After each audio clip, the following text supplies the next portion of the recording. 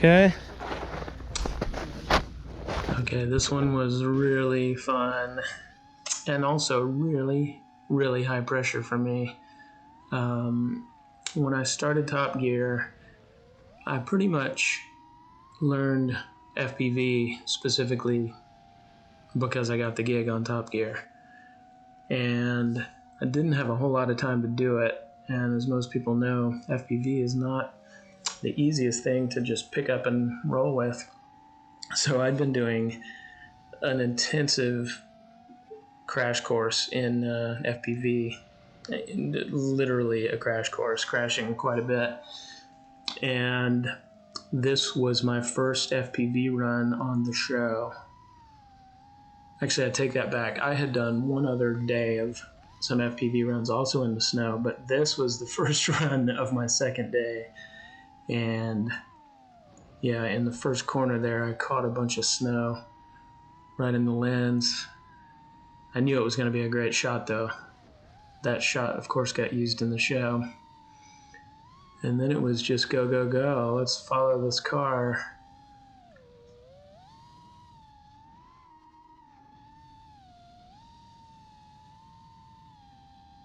I didn't have a lot of experience at this point, so getting right in behind and following was tough. Plus, I kind of had the thing set for speed, not taking into account that he wouldn't actually be going very fast at all because of the snow. And it was a lot of speeding up and slowing down. So what I was really just trying to do is get good shots. Also knowing that on a show like this, they never use any one shot for more than a split second. So those little moments there are what you want. This little moment right here, I think I whipped around, yeah, and caught him on this corner. That got used in the show too, I believe. Nice, 720 all the way around twice. And finish line. Whew. At this point, I'm breathing a sigh of relief that I haven't crashed off deep in that snow somewhere. And now, there's where we're standing, down there by all those vehicles. And of course, a big crowd of people has gathered around me. And I'm going, oh man, my camera's tilted way up.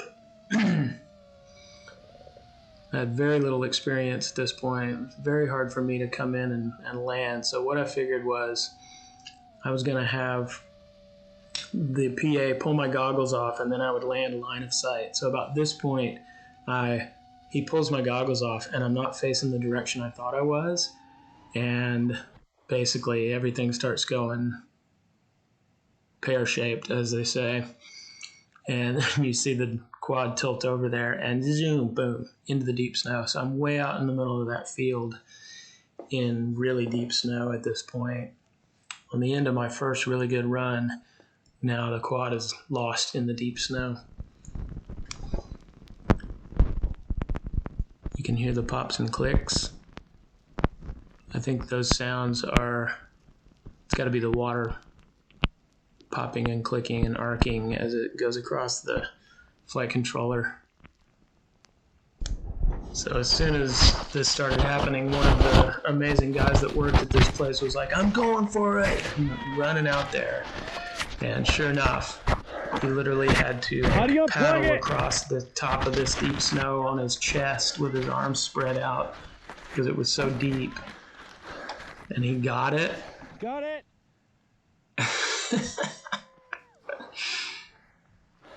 Rescued it.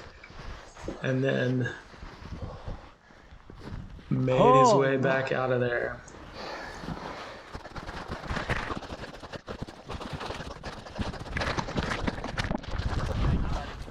Oh, that's a workout. Hey, you're a good man. What a legend. Hands it off to Mike, who was helping me. Boy, I wish I remember that guy's name. He was a legend. Dude, if you're seeing this video, once again, thank you, man. You are the best.